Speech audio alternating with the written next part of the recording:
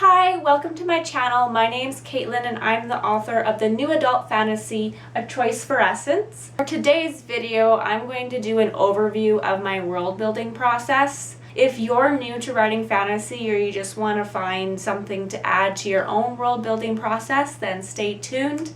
Just a disclaimer though, I am not saying that my way is the best way, only way, or this is how you have to do it. I'm just going to tell you how I do it.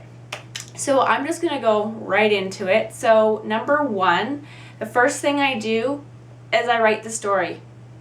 I know that's might be a little bit backwards. A plotter, half a pantser. So I have like a loose outline, I have the beats planned out, and then I write the first draft. I don't do character sketches and I don't do world building till the first draft is done, because for me, I'm quite a discovery writer and I find that what I end up writing while I'm drafting is much better than I planned out in my outlining phase anyways. And I also have issues if I do a character sketch or world build first. I often feel like I'm forcing myself to stick to what I wrote, whereas sometimes when I'm discovery writing, that's just not what needs to be. So that's why I write the story first. Also, this helps for me to keep from info dumping, because I know that's a big thing with a lot of fantasy writers, is they spend all this time creating these awesome worlds and then they info dump a lot of the history of the world at the beginning of their books, and a lot of the times it's not needed. And so when I just start with the story, I obviously have some aspects of the world in mind going into it, but because I start with the story and the characters, it kind of prevents me from info dumping because I don't even know the world. That's one advantage to doing it the way I do it, but a disadvantage to not having the worlds plotted out is kind of like conveniently solving problems while you're writing the first draft, but that's also something you can fix later on in the second, third, fourth drafts. But that is one thing to watch out for. Number two, after I finish writing it,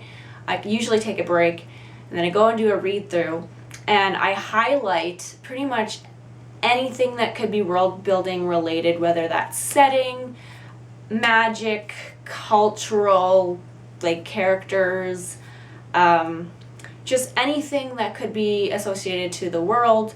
And I highlight all of that. And then categorize the different world building elements that I've highlighted in my manuscript, and I just start working on each category at a time. And that moves on to number four. Once I have my categories, I take one element and I answer questions about it. Who, what, where, when, why, and how especially are very, very important. What I mean by this is, so my protagonist, Essie, has powers to shift into different animals, and she also has fire powers. It's because her parents are the goddess of nature and the god of fire, and that's how she got her powers from. But I had to, step back and be like, okay, so Essie has these powers. How? From her parents. How do her parents have their powers? Oh, that's linked to the king and queen god who created her parents. But how did the king and queen get their magic to be able to create beings that had these powers? So I had to go back and back and back and back to figure out how Essie has her powers. So that's just one example. Doing these questions, figuring out the who, what, where, why, how, is the why and the how. Like if you're, creating a certain group of people or a culture, and say they really like to eat this certain type of food, well, you need to answer the question, why? Why do they like those foods? Why do they believe the things that they believe? Why do they have certain rituals? Why is very important when it comes to building those types of things. And then the how is very important for magic systems. How does this work? So yeah, that's what I do. I spend can take from 1 week to months just to figure out all these different aspects that I pulled from the story itself. And then after I've kind of dug deep into each item, I then make a note, this is number 5, the relevancy to the story, because the story is the most important part. You are writing to tell a story. The world is kind of just a secondary thing to that. Only want to mention things in your story that are relevant to the story. After I've gone through every single element that came up during my read-through of my manuscript, I then start to, and sometimes I already do it, this is kind of like combined with the previous one because it just kind of comes up through the why and the hows. But then I start to fill in like missing elements. Like, for example, in A Choice for Essence, it takes place in the land above where 12 gods and goddesses live, and there's also 5 godlings, which are children of the gods and goddesses. And so I wanted to figure out kind of like, okay, there's gods and goddesses, but like, what exactly are they doing each day? So what I did during my world building process is I listed out like basically each god's schedule, what they're doing, like what their work entitles, and listed all that out. But guess what? Most of it's not relevant to the story. I just needed to know like exactly the function of these characters in my story. So I had to figure out, so I knew, but it doesn't really come up. The only thing that really comes up is the gods and goddesses have a daily assembly that happens just to discuss things. And that's the only thing that actually really comes up in the actual story of at least book 1. Goes on to number 8, which is again noting the relevancy of each element to the story. And sometimes, like the gods' actual schedules, not quite relevant to the stories. It's good for me to know, but my readers don't necessarily need to know.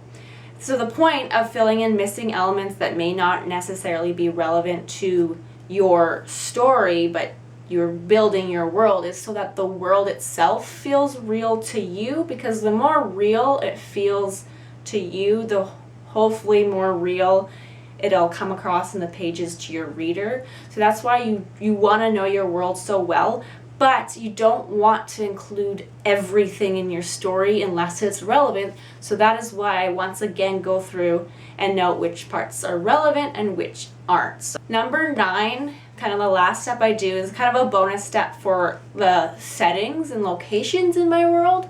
Recently I've discovered Pinterest, so now I'll have Pinterest boards of various locations and ideas and inspirations for what I'm visualizing in my world.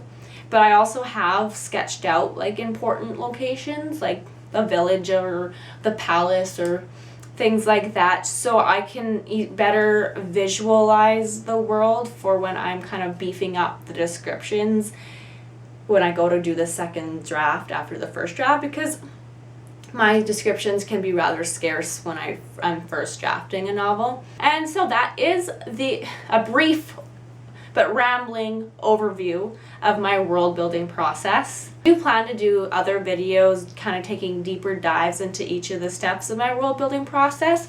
So if any of them interest you and you want to know more about how I exactly do them, let me know below and I'll make that one first. Otherwise, I'm just going to go in order of what I listed them in. But that's all. I hope you got something out of this video. I hope I wasn't rambling too much. But if you like this video, please give it a like. So you could subscribe to my channel if you haven't already. Choice for Essence, if you want to check it out, is on Amazon and various ebooks like Kobo and iBooks and other things. The links are below. Until next time, thanks for watching.